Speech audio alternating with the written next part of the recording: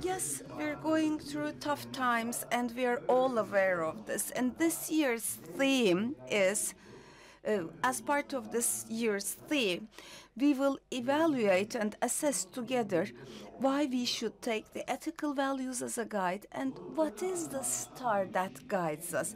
You have heard about the term polycrisis.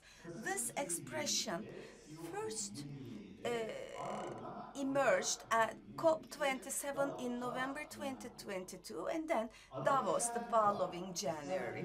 Whether you call it VUCA, whether you call it risk multiverse or perma or continuous perpetual crisis, the point is the same: tough times.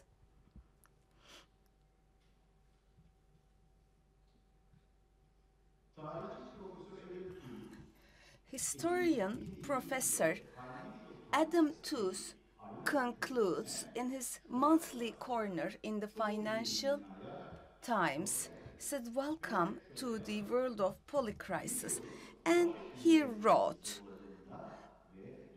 a problem becomes a crisis when it challenges our ability to cope and thus threatens our identity. In a polycrisis, the shocks are disparate, but they interact with each other in such a way that they are bigger. This is a very striking sentence. The whole is greater than the sum of the parts, and sometimes, this is real striking, sometimes one feels as if one is losing a sense of reality. And Tooze concludes as follows. And he says, if you have found the past few years stressful and disorientating, it's time to brace. Our tightrope walk with no end is only to become more precarious and nerve-wracking. So how do we stay grounded, and how do we keep ourselves oriented in an environment where we lose our sense of reality? According to a Swedish proverb, rough waters are truer tests of leadership, and in calm waters, every ship has a good captain. And when it's the storm, in a storm, the captain needs a good compass. And with this compass, he can steer his ship according to a constant given and bring it safely to the port. So, what is then our constant? What is our North Star in such a setting? The market conditions, the risks, the technologies, and business models. No matter how much they change, something remains constant, which is ethical principles and values.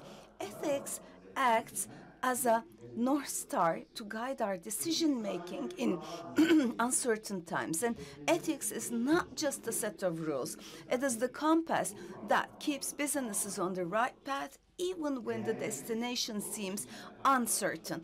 Our values are the guide that keeps us going when faced with difficult choices. Yes, these stories show us that companies that stay true to their values emerge stronger, more resilient, and more respected from difficult times. And values do not only guide our companies through crises and challenges, but also they shape their long-term success by building trust, loyalty, and a positive brand image. Trust is a vital asset for any business, and it is built through consistent and ethical behavior over time.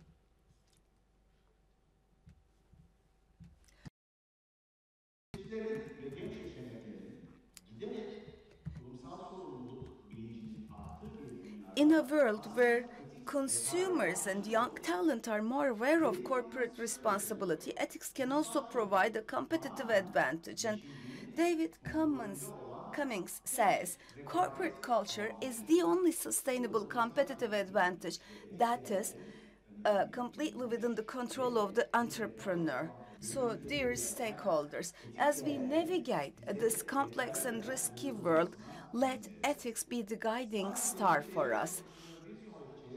Let's commit ourselves to making the right decisions, and not just for the next quarter's results, but for the next generations as well.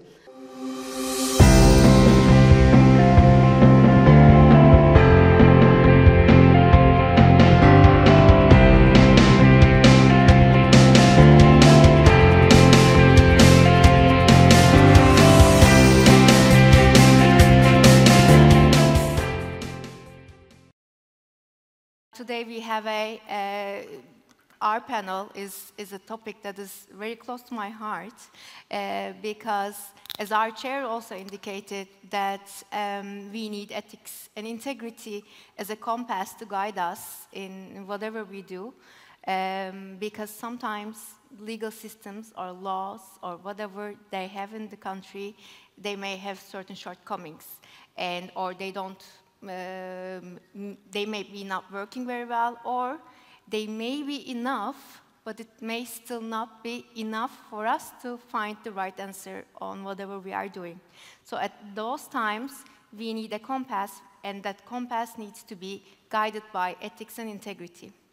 And ethics and integrity may change from people to people or organization to organization, but then again, we have certain institutions and certain people, like my kind guests here in this panel, that helps in their day-to-day work life to help shape that for everyone and every institution that they touch.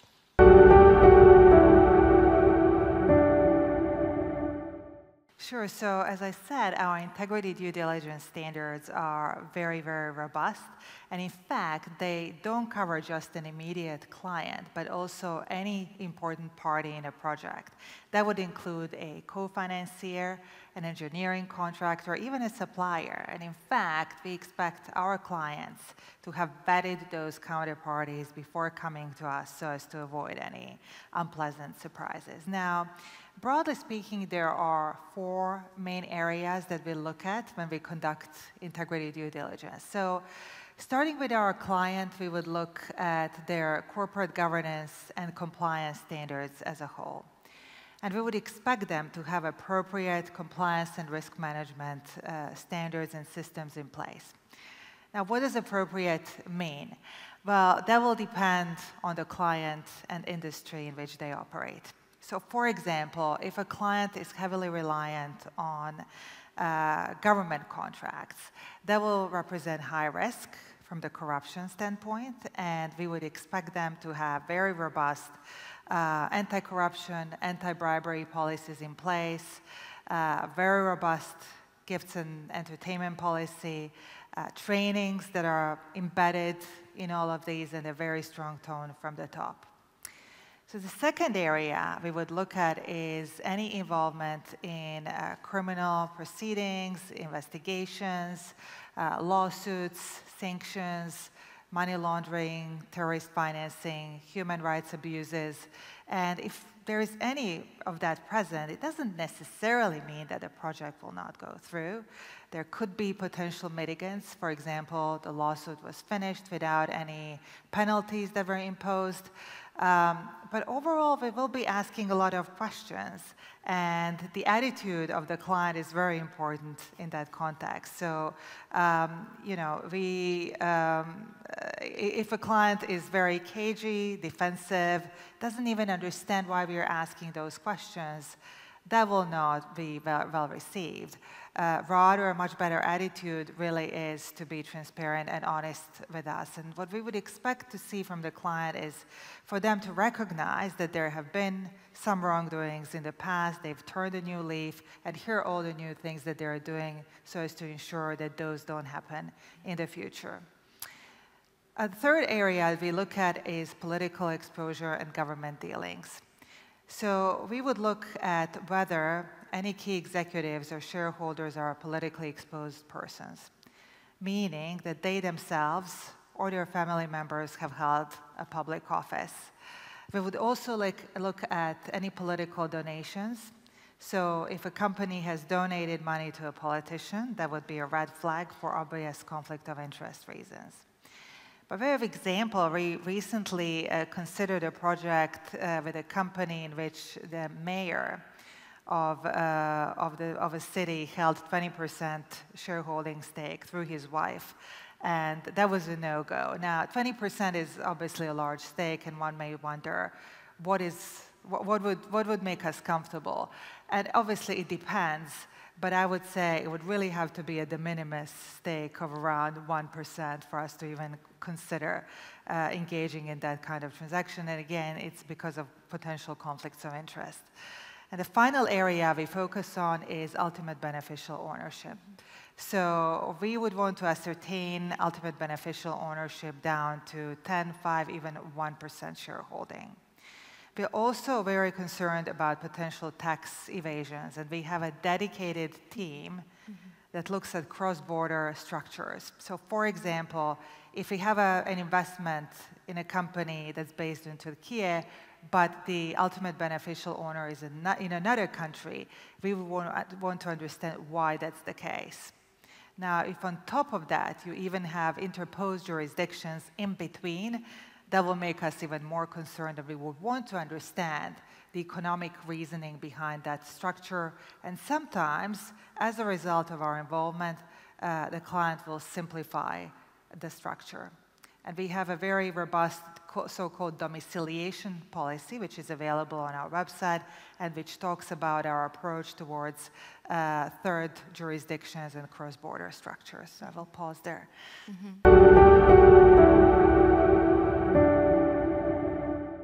EBRD really works to get or support these projects in the local countries and support via financing, but at the same time while improving their practices in terms of fight against corruption and compliance practices. Well, I would like to say thank you for that, first of all. And secondly, maybe to our guests, what Ms. Madir said basically is that they look at shareholdings. They look at the entities' day-to-day operations. They look at whether there are any conflicts of interest. This is all a very large landscape to look at in terms of a due diligence on an operational perspective. So there's a lot of time, effort, and energy that is put into it. And I guess that shows how these practices are serious and how they are here to stay, right? So we all need to, for whatever institution or organization that we are working for, that's a message for everyone, I guess, for us to look into ways to how to improve our organizations from these fronts, because that means if you have these functions or structures or control mechanisms, then that means that you are that transparent at that level. And transparency is key of.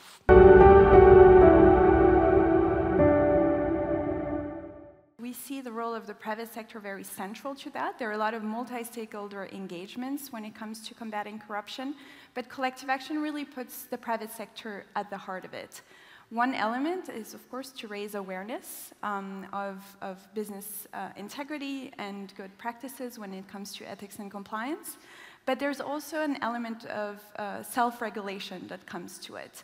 So when we're looking at integrity pledges, when we're looking at sector-specific initiatives, there's really that element of self-regulation that comes into play and that complements the legal and regulatory landscape of specific jurisdictions. We also see it as a way to solve systemic issues that relate to a sector. So some initiatives, for instance, in given industries, are very much there to guide companies that are operating in a specific sector across the globe. So one example of that would be maybe one that's familiar to some of you in the extractives industry, EITI, that's really looking at leveling the playing field in this said industry. I think what's important to note is that it needs to start from trust building, so really that all stakeholders trust each other and that they're willing to work on a shared goal. And then also there's a big element of local understanding and a tailored approach. And there again, an example such as TEID is a great one of really understanding the challenges of a said market and trying to work together with the different constituents of that initiative to advance integrity in that space.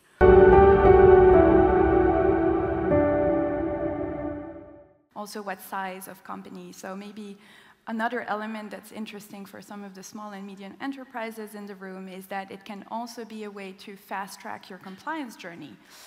We hear a lot from smaller organizations that we support that it's sometimes challenging to respond to some of either the due diligence requests from bigger, larger companies, but also the multiplicity of those requests.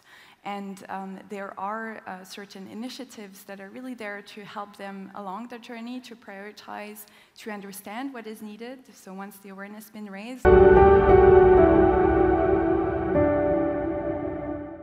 that it starts from that trust building component. So oftentimes you bring different stakeholders at a table and they don't necessarily share the same goals and the same agenda. So it's really the role of the facilitator to identify a common denominator and to identify a shared goal.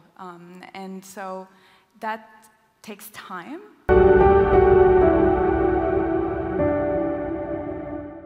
Important to take into consideration specific expertise. So that's why we work with civil society organizations, we work with academia, we work with really different stakeholders that bring a slightly different take on those topics, but also very, very specific technical expertise. Mm-hmm. So I think a lot of challenges, and I'm sure, I mean, we're all facing a lot of challenges when dealing with those, but trying to, again, find those common denominators and trying to establish trust among stakeholders is really key there. Mm-hmm.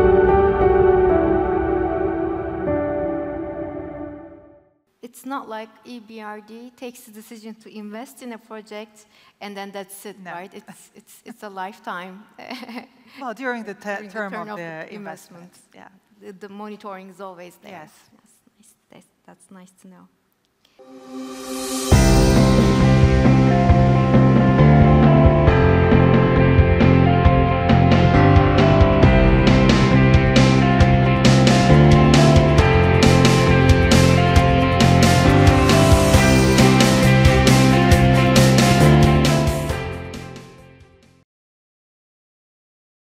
Ninette, welcome. Thank you so much. You made a long way to here from Hong Kong, and it is a great pleasure to have you here with your competition law knowledge and worldwide expertise and experiences so that we can reflect this to our audience here. So I will just say that competition law is not usually at the spotlight of compliance matters. So it stays 2 steps ahead or 2 steps behind, but not under the umbrella of compliance. Or there is this perception of putting competition law to a different place when looking at compliance matters as a whole. Mm. Why this happens? I mean, why this twist of perception happens? Maybe we can start with what you understand from compliance and competition compliance, and then delve into the matters that will chill the compliance managers to a little bit embrace the concept of competition law compliance, which is increasingly important nowadays throughout the world. And just give you a tip from Turkey. Turkey's competition authority is very active in the last couple of years, last 5 years, let's say. And we see a lot of decisions coming out that entails the importance of a compliance program.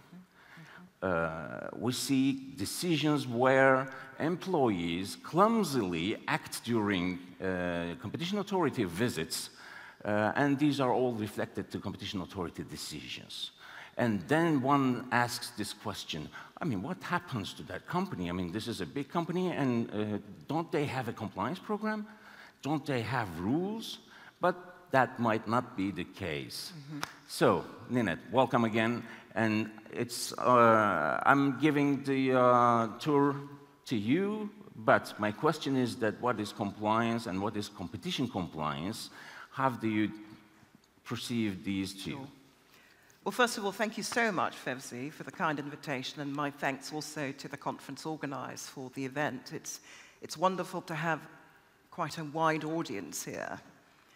And to address your questions, I think there are several different dimensions. I won't pretend at all to be able to answer fully the question, not least because we are surrounded by very many esteemed compliance officers, professional services that provide compliance programs and service clients that way. But let me begin with a few observations, if I may. I think the first observation I'd make is that there is no one-size-fits-all with compliance programs. I think the second observation I'd make is that compliance is becoming that much more important. We hear the consistent messages from regulators. You mentioned Turkey, for example. Consistently, regulators saying there is heightened enforcement. And in preparation for this fireside discussion, one of the things I did was to actually look at what various competition agencies had said.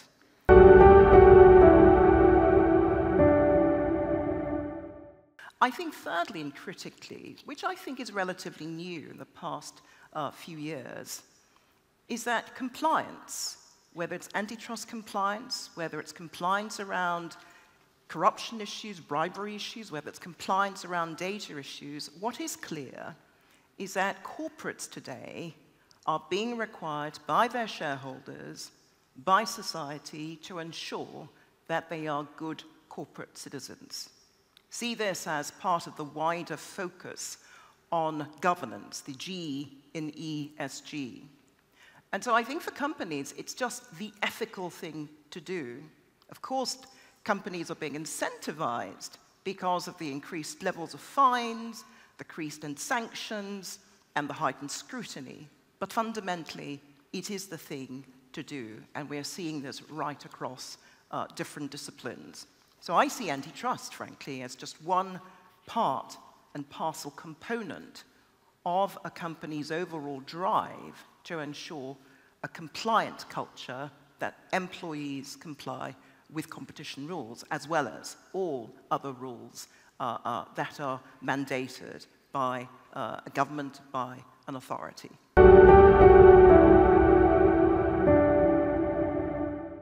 I will take it from here because, my introductory remarks were outlining the fact that competition law compliance is seen as a separate issue when the compliance managers, the whole tasks are considered. So this might lead to subcontracting the competition law risks to competition specialists, competition lawyers, competition advisors from outside the firm or within. So the responsibility or the robustness of the compliance program is somehow may not be 100% at the hands of the compliance director. So this is, I think, number one risk in embracing, as you said, as you underlined. You said labor. We have this in, United States has its own labor issues in competition law, but in Turkey, we have seen many companies having robust compliance programs, competition compliance programs, but HR departments not knowing that what they are doing was related to competition law. That was significant, and this was in 2024 was the year of labor infringements in competition law in Turkey. So thank you very much. You spotted that. And then I think one of the challenges, we will talk about that maybe if we have time, but HR departments is a human factor, as it says, but we have new technologies. So we see the competition authorities, including Turkey's authority, investing a lot on technology. So what happens? You have a compliance program, and one morning the competition authority knocks at your door, and then I think, up to me, the most important part of the process is consumed within a couple of hours, or maybe a day or two. But what sees there, as a document, as emails, as WhatsApp messages with competitors or internally, describes a little bit where this case will go, or whether you will be subject to a full-fledged investigation, and after that, with all these evidences, let's say, whether this will end up with a fine or not. So, and I knew that we had a compliance program, but what happened during the down raid? So how about managing the stress or employees' initiatives? This is something that, I mean, did you witness something like that before? Well, you know, it just reminds me of a case. It wasn't my case as such, but a colleague who went to do a mock dawn raid and also audits to follow, and arrived at the premises. And literally a few hours later, there was a real dawn raid. The real dawn raid. The real dawn raid, because the authorities actually came to the company's premises to conduct the dawn raid. You know, I think the key is just to remind employees not to panic, and which is why I mentioned that story partly just to make the point that it's also helpful to have mock dawn raids, to refresh people's knowledge and understanding of what to do when somebody comes to knock at the door.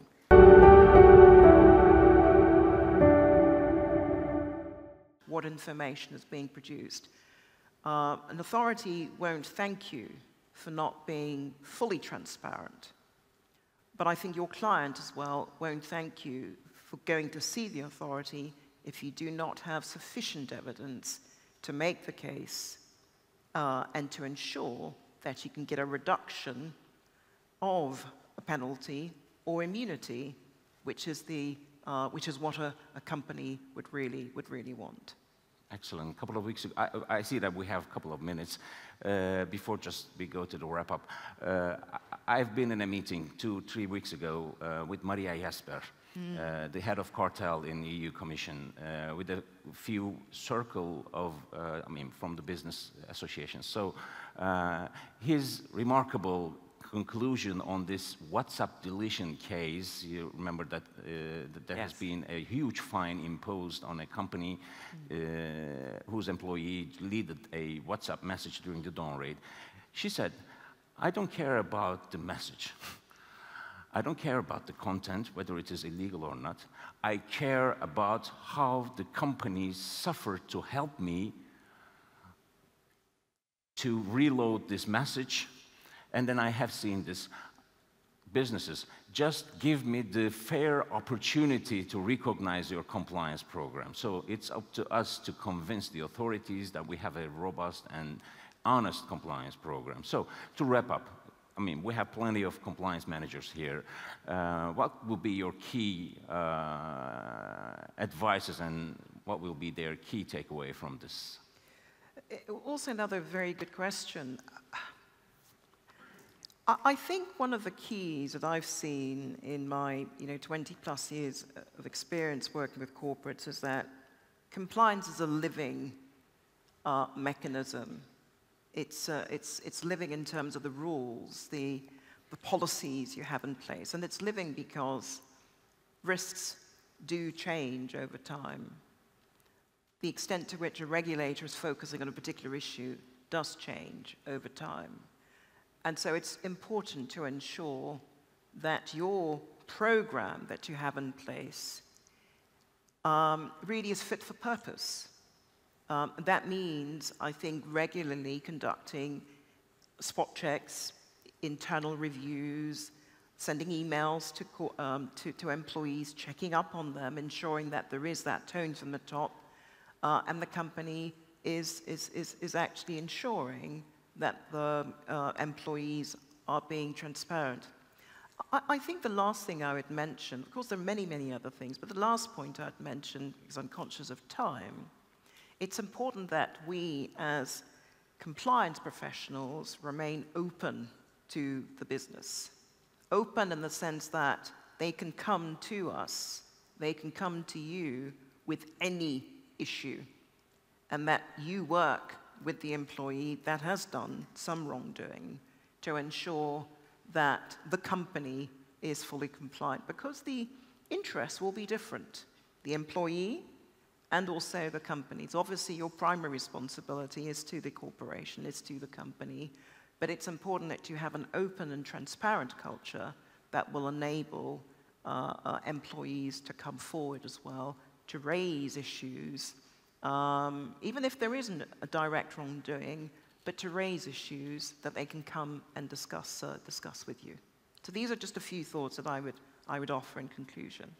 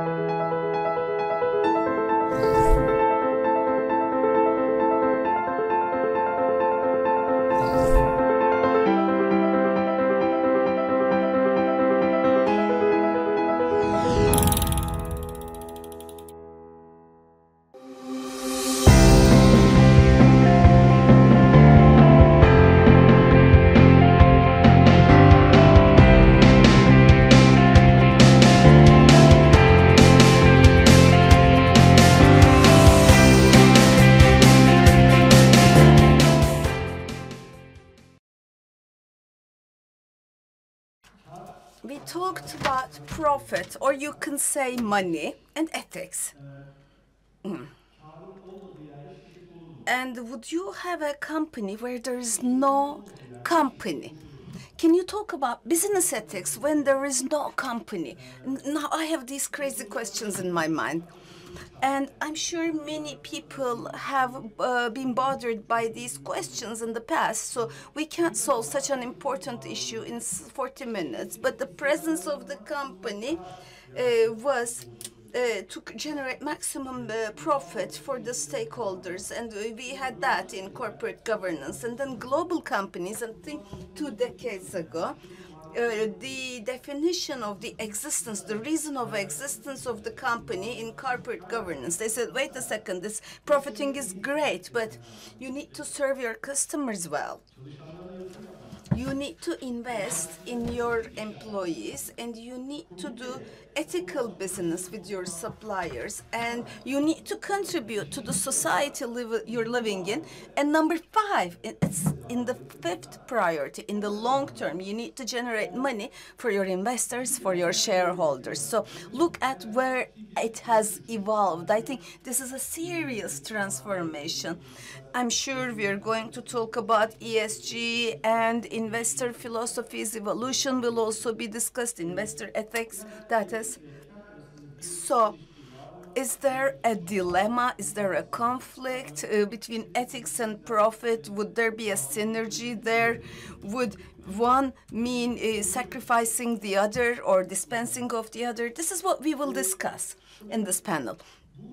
And so the people who think about this have faced many a bad experience, and that's why they have come to this. So the white collars in the biggest company in the world, they were carrying bribes in bags, increasing their bonuses and to make their company more profitable for the investors, or they have been subjected to one of the biggest FCPA penalties. And the wire cards, they had $2 billion in a fictitious way with an ambition to profit, and they went bankrupt. I wish this profit and ethic, I wish it was a matter of loss of money, but you can see worse things. For example, with the there are certain investors who are in greed for profit, and they can destroy forests in a bad collaboration. A step further now. The Western companies, the Western world, was buying textiles from a building in Bangladesh, and over 1,134 workers died in Bangladesh because the building collapsed. Look where the greed takes us. Don't go far away. Come to Turkey. Those who die in the mines, or most recent and saddest of all, the earthquake. 53,000 citizens have died. This might not be the entire reason, but from construction, iron, labor, if you steal from that, and if you do that with the support of the public, with bad collaborations, we have lost many citizens. So it is beyond money. There are souls perished, you know. So this is my introduction, with your permission. Now, I will ask a direct question, and I want this to be a sincere and warm chat.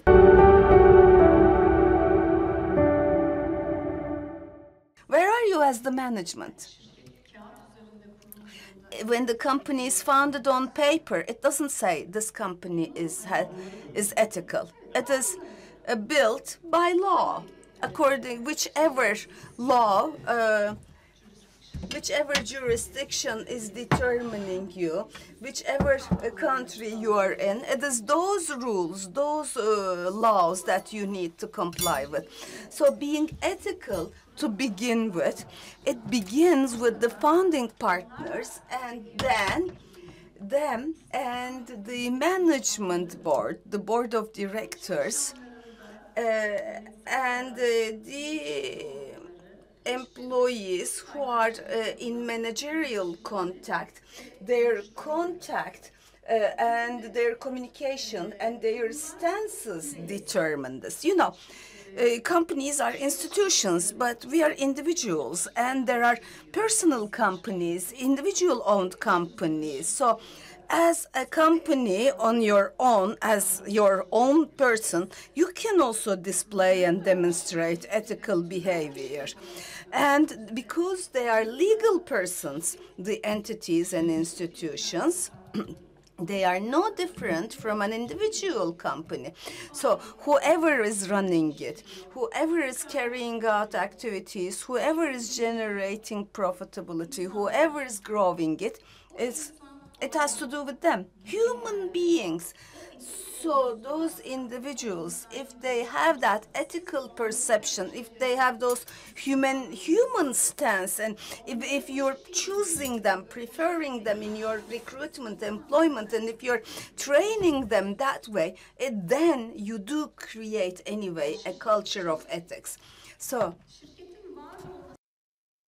the existence of a company is, of course, it's a gain, you know, you're building the company to make revenues. Of course, the non-profit organizations, I'm addressing them separately because their scope is different, their rules, their laws are different. Of course, they are run differently. But at the end of the day, you do want to make money. Why are we working? What are we doing, you know? We need to we are trying to maintain our lives. Honest earning.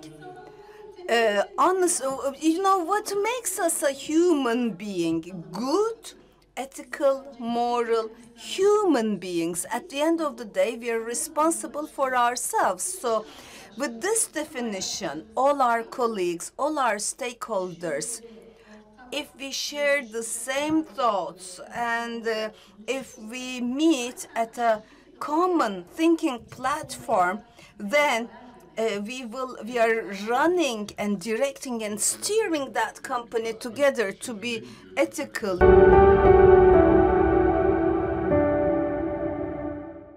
If you say the ethical difference, a stance is different, when you're thinking of short-term profit, you talked about board of directors or the executive committee, they are making a decision and then the ethics steps in, or it does not, yeah. So ethics needs to step on the stage, but what does it bring you? Because at that moment, as a target-driven individual, you're standing against and facing against a management that is forging ahead to make profit only. So what you're trying to show them that this is about 360 degrees topic, you know, what they cannot see, what the board cannot see, what they can abstain from seeing, you know.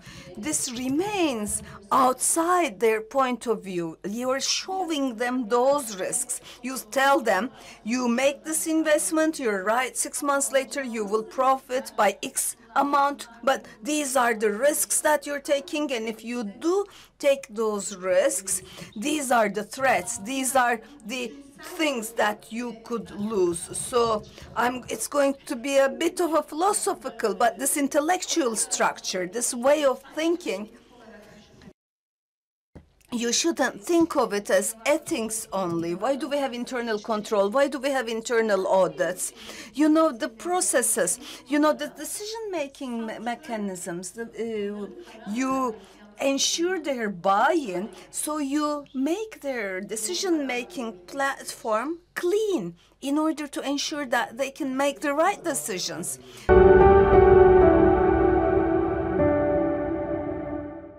He would say, may God never take your reputation from you. Well, 100% agree.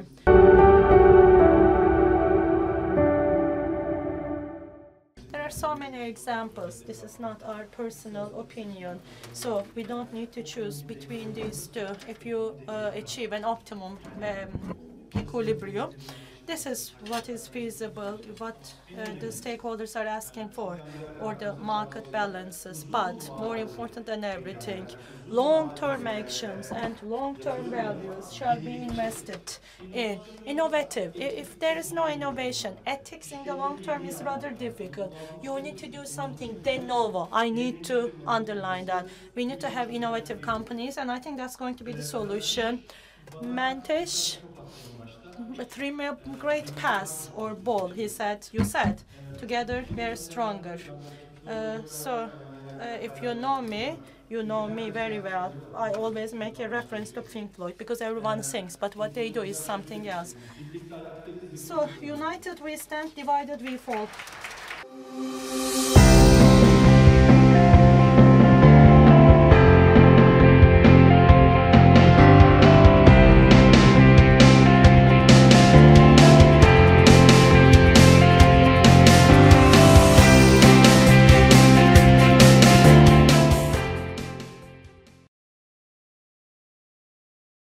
And I think most important, and this is where I really hope we can do a deep dive, there can't be a rule for everything, right?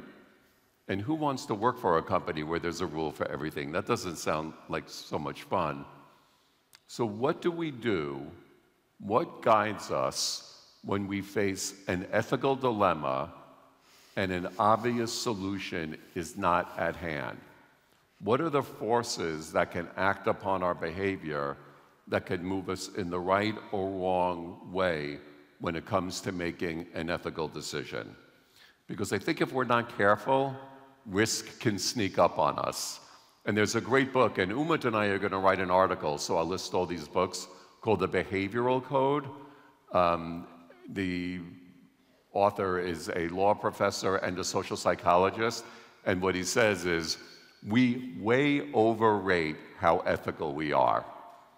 And if we confront an ethical dilemma, we way overscore how well we did. So I think we need to take a look at some of these behavioral forces so you can help the people on your teams to make sure that risk doesn't sneak up on them. Okay. So, I mean, just to have an allegory, I mean, you mentioned, so you were selling these bulletproof vests, etc. But, I mean, none of us, I mean, the employees, we are bulletproof people. So if we violate, right, so the rules. So this is also a dilemma, let's say, I can tell to you. But an effective compliance program definitely could be a good example of a firm shield, right, to protect you as well.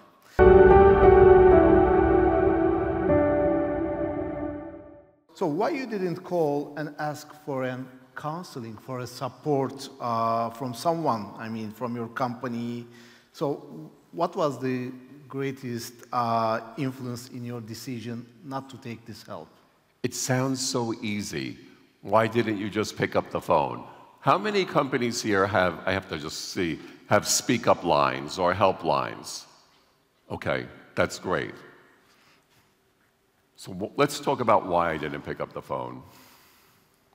I think the first thing I'm thinking is if I keep calling the company saying that I'm confused, that I'm struggling, and asking how am I supposed to succeed without sacrificing integrity, I think at some point, and again, this is my mindset, I'm thinking they might say, you know, Richard, maybe this job isn't for you, right? Maybe we need someone with more international sales experience that will understand how to act in these circumstances. So I didn't want to lose my job, and I also didn't want to lose this opportunity, because I know if I'm calling in, that's the end of this big public sector opportunity. So that's why I didn't pick up the phone, but you know what I did is I asked myself the wrong question. And I said, with all these big sales that I'm making, I'm successful year one, the company's thrilled, do they really want to know what it's like out here? And I decided on their behalf that they didn't. So here's the thing about speaking up, and there's so much research about this. Every part of our DNA does not want to speak up.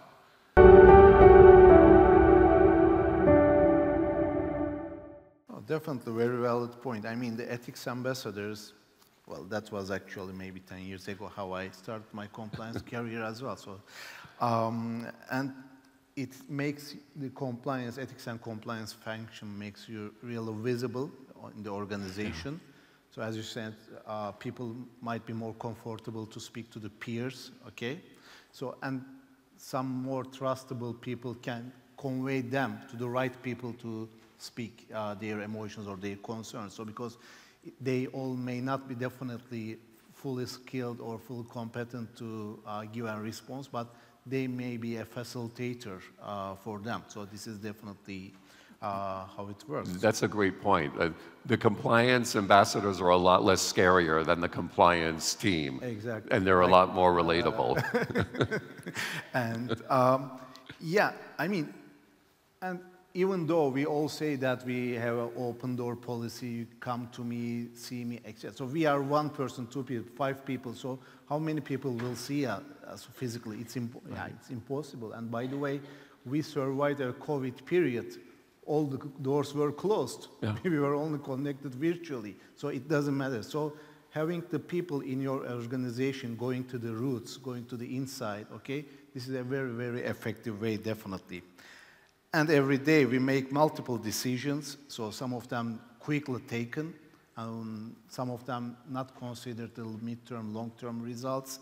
And having such people in the organization definitely will mitigate and minimize the risks. Yeah, there is so much research out there that hitting the brakes, making slower decisions, bringing in outside points of view, lead to more ethical outcomes.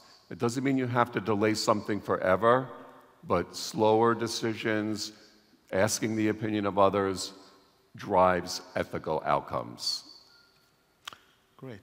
So you are, as mentioned, an important voice to the compliant community, definitely, and highly educated person. And to ask again another honest question here. So were you losing any sleep during these 10 years? So this is very important. And were you thinking about the consequences of breaking the rules of the victims? So, and if so, how we can change our mindset? A couple of thoughts on that. And I started losing sleep when I got a call from the Department of Justice, but I wasn't losing sleep before then. And this was an illusion, because here I am, this picture is in India, I'm isolated. Isolation is one of the top 5 reasons why we can have an ethical collapse. I'm successful, but I'm putting everyone at risk. I didn't think how ethics and integrity, how reputation is a collective responsibility. And Mentesh mentioned this, about having values as your guide. I thought it was a win-win. I'm selling life-saving products. Countries are getting great technology. I'm making my goals, my rewards, the company's happy, my counterparties are happy, and in some parts of the world, the public official who might be paid at a poverty wage gets a little something to make ends meet. It was, to me, it felt like a win-win. Exactly. I wasn't thinking about the victims, right?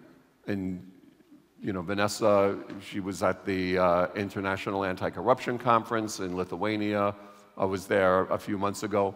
All it was about was the victims of corruption, right? How corruption robs society of good governance, economic development, human rights.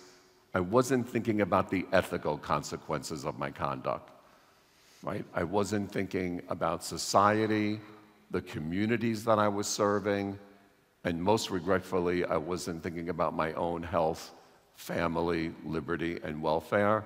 And I have seen in my current work, so many more companies now are using values to drive their codes of conduct, not just policies, rules, and procedures, because there's a book called Blind Spots, big surprise, that says if your ethics and compliance program is just about policies, rules, and procedures, that it can distort decision-making instead of helping it, because people might think, oh, there's not a rule for this, that means I can do it. And we know what that ends up in, lawful but awful decision-making. And that's the reputation part that can really get damaged.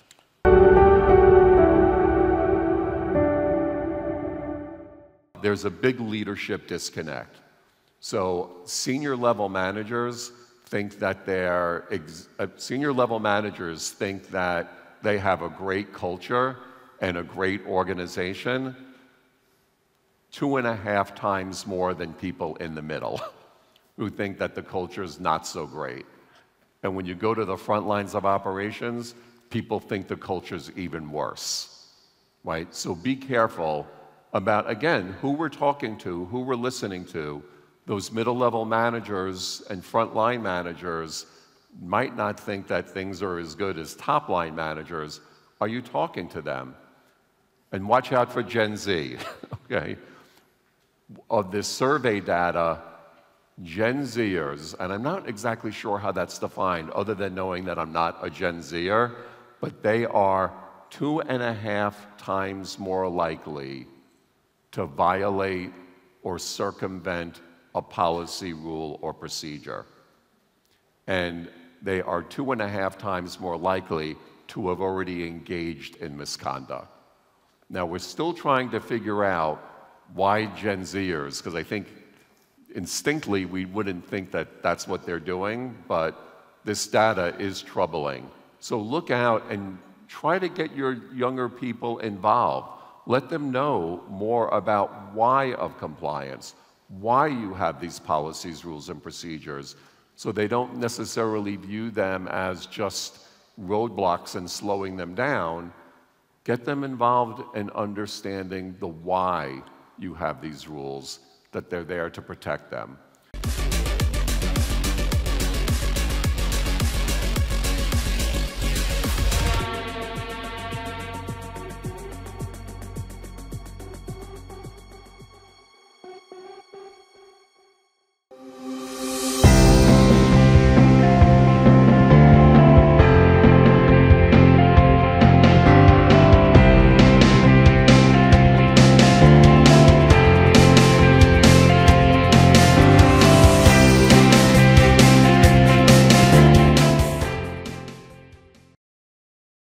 From OECD perspective, we were talking about acronyms of RBC, etc., but you'll be helping us navigate through the horizons. So let's start with you. What is responsible business conduct? In short, RBC. And what's the relevance of the guidelines and their most recent updates? What it has in common with all these terms, like ESG, like CSR, is that it's really about businesses paying attention to more than just their financial bottom line. But it is a little bit more specific because it says that all companies, no matter whether large or small, who they're owned by, where they're based, how they're incorporated, all companies should pay attention to their impacts. On the one hand, the negative impacts, so adverse impacts as we call them, that they might have on people and the planet, but also make a positive contribution to sustainable development. It applies for all companies. And then it's also about their supply chain. So we're not just talking about their own operations. We're not just talking about immediate suppliers, but we're thinking about businesses looking through their supply chain and thinking about what the impact is there and really trying to improve it.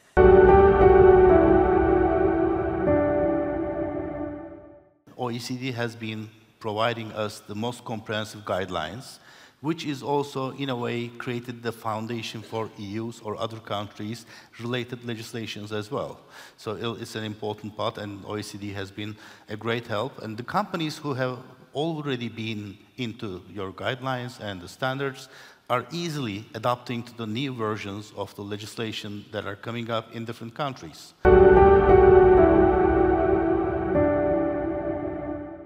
But we see there's a shift to the mandatory side in areas.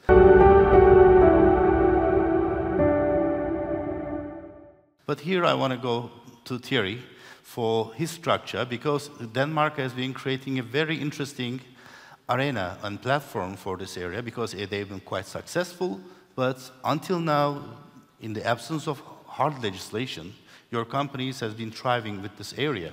So this is an important part. So what has led the business community in Denmark, in your opinion, to implement the aspects of different ESG structures and become the front runners?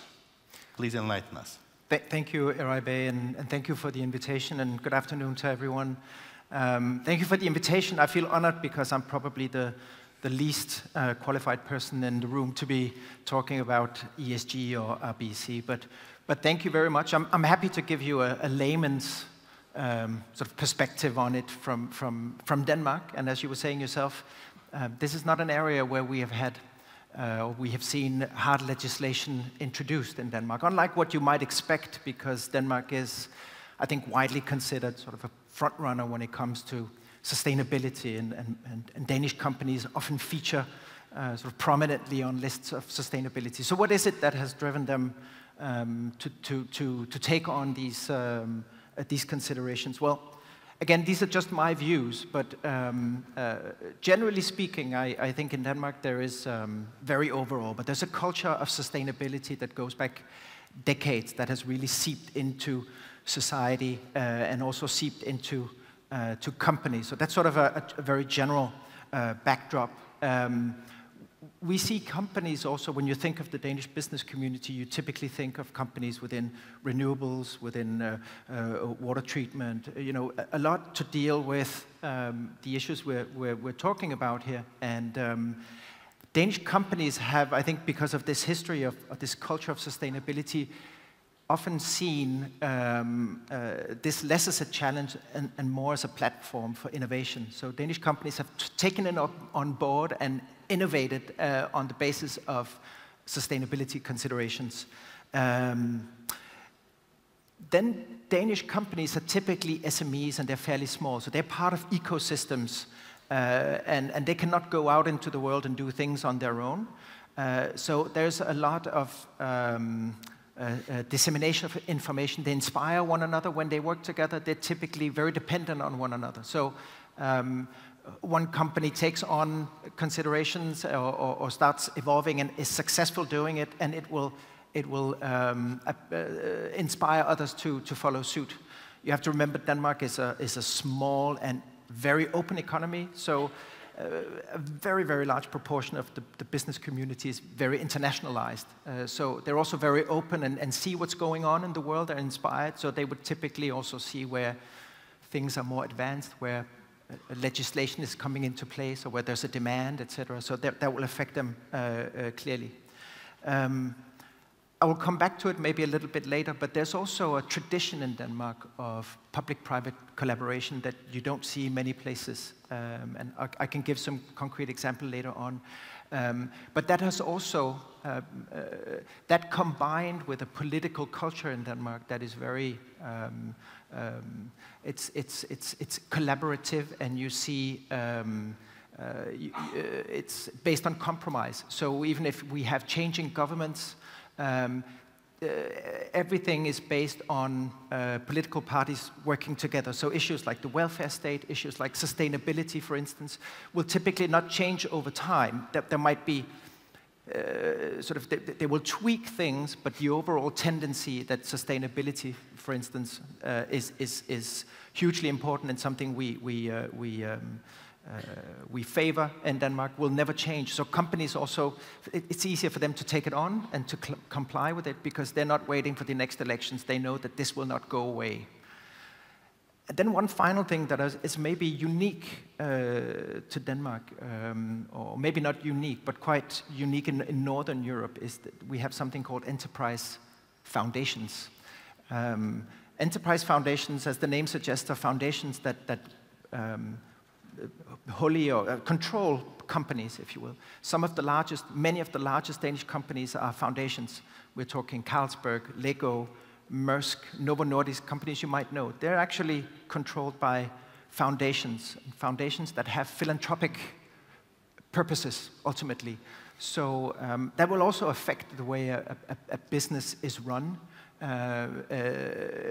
Of course, they still run like businesses, and they still have to profit maximize, but they do it with certain values and certain societal view, and so that will seep into it. And this, to give you an extent of how much this is part of the Danish economy, I think about a third of Danish exports is actually done by companies that are foundations. So it is a huge part of the economy and really is a factor, if you will. So these are some of the things that I would say has been driving this rather than legislation, really. But obviously, Danish companies are just as confused as to the new rules that are coming as many others, because while they might be more prepared in some ways and adapted to this way of working, they're still not used to have to comply with. They've been cherry-picking maybe the parts that they wanted, rather than having to live up to sort of a standardized rules set that is established by someone else. So still, it will be a challenge.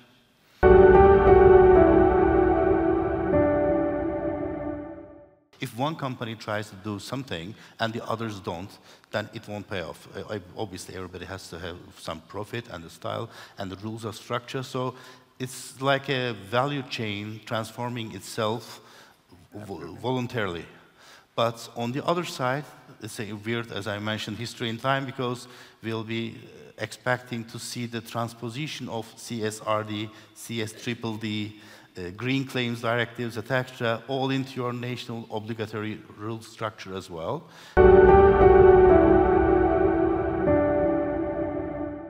From voluntary to mandatory. I mean, this is really a transition stage, if I should say so, for responsible business issues.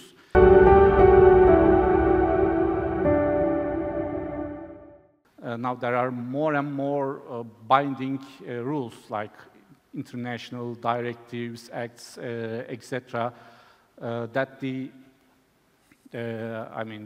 international players are expecting from you. I mean, by the maybe force of law, you have to adopt these rules. So when we talk about binding regulations, there are like maybe two main concepts I have to stress. One of them is sustainability, and the other one is global value chains or supply chains.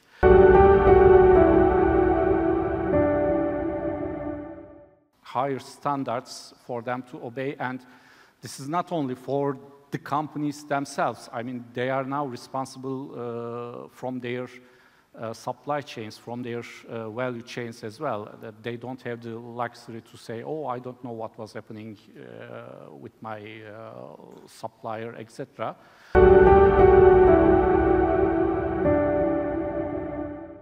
France already implemented jail time, imprisonment for people who are unable to report correctly under CSRD. The other countries might take different approaches, but Germany has already created movement on the value chain.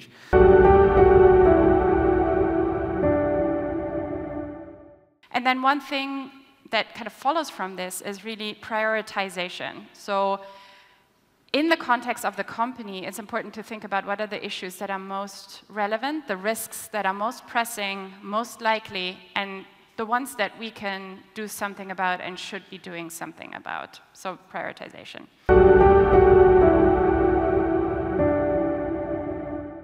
Independent from what we call it, how we abbreviate it, ethics and responsibility will be in the core of our way of doing business.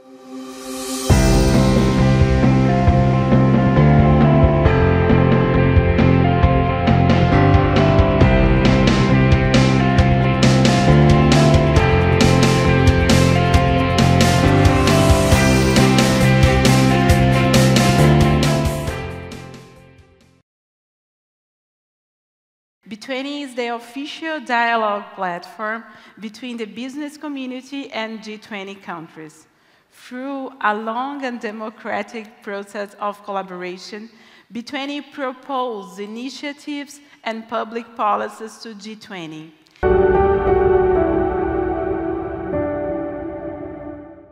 The Integrity and Compliance Task Force was reinstated under the Brazilian presidency, and it was supported by a deeply group of engaged chairs, co-chairs, members, and network partners.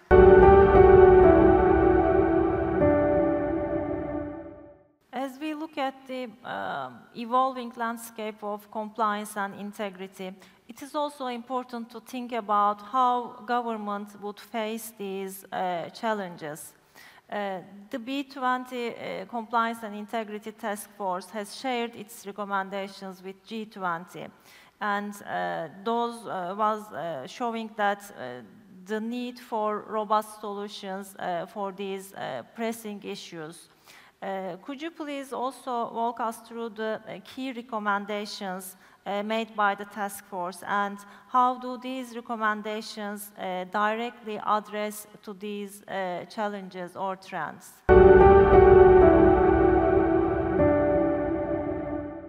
Really working hard to propose 3 main recommendations. The first one is related to encourage the implementation of integrity and anti-corruption measures to enhance responsible and sustainable governance in business.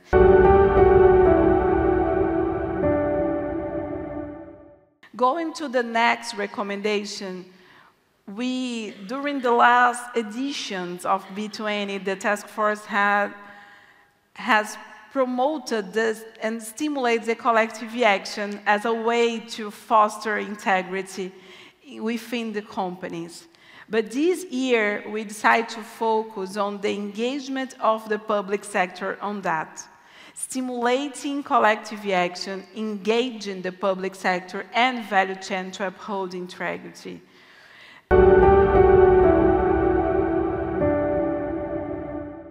In the third recommendation, we really talk about leading by example. As you have seen, the motto of B20 is inclusive growth to a sustainable future. It means that we won't have a sustainable future without developing an inclusive growth. And we won't promote an inclusive growth without promoting ethical leadership. So the ethics is so important for all of us, for our countries, for our societies. And based on that, we really think that promote ethical leadership is something that the government should engage in, and also the private sector.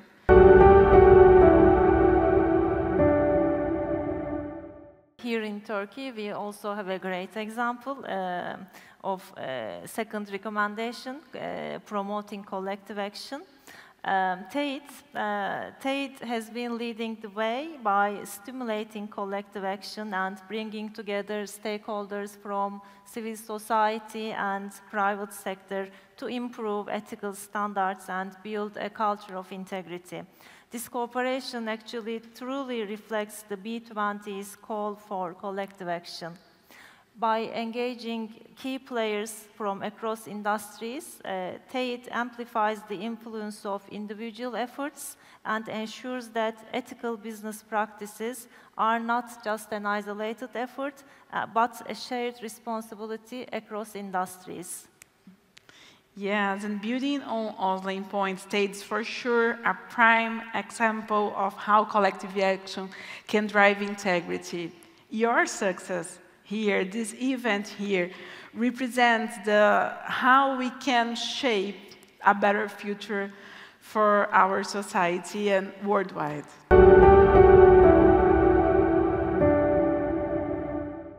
Priscilla, I know the policy paper and its recommendations are for G20 countries.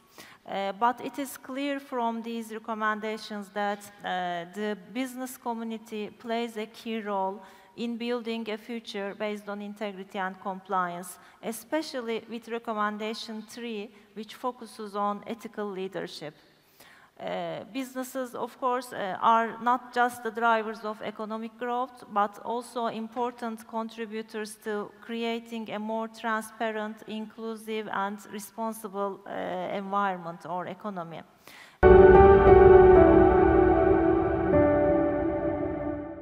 Could you please explain how these recommendations encourage businesses to promote ethical practices? Yeah, sure. When you're talking about ethical leadership, as you remember, our first policy action focused on anti-harassment and promoting a safe and fair workplace. So companies can integrate anti-harassment policies into their existing occupational safety and health systems. In Brazil, we connect because of the law, but we connect the two topics. We are not only talking about the body health of our employees, but also the mental health of them. And when we analyze risks of occupation and safety health, we also analyze anti-harassment aspects in that topic.